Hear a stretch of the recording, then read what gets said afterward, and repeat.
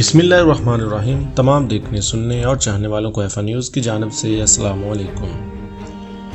ایک ویڈیو بیان میں سنتھیارچی نے پیپل پارٹی کے رہنما اور سابق وفاقی وزیر داخلہ رحمان ملک پر جنسی زیادتی کرنے کا الزام لگا دیا۔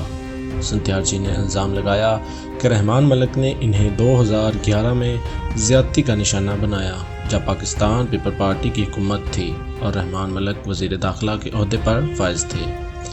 سنتھیارچی نے سابق وزیر اعظم یوسف رضا گیلانی اور سابق وزیر صحت مخدوم شہاب الدین پر بھی دست درازی کا الزام عائد کیا۔ سنتھیارچی نے کہا کہ یوسف رضا گیلانی نے تب دست درازی کی جب وہ ایوان صدر میں مقیم تھے۔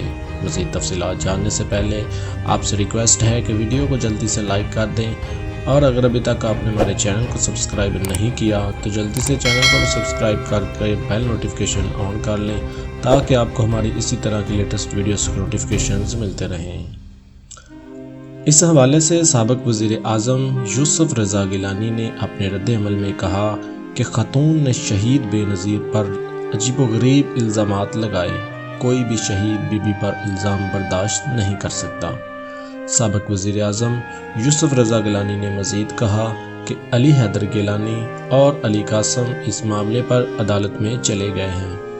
وزیر اعظم کے عہدے کا آدمی ایوان صدر میں کیا ایسی حرکت کر سکتا ہے؟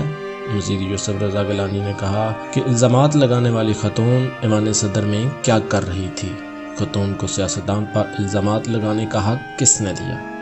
یوسف رضا گیلانی نے کہا کہ خاتون کے الزامات کے جوابات دینا توہین ہوگا۔ شہید بی بی کے دشمن بھی ایسی بات نہیں کرتے۔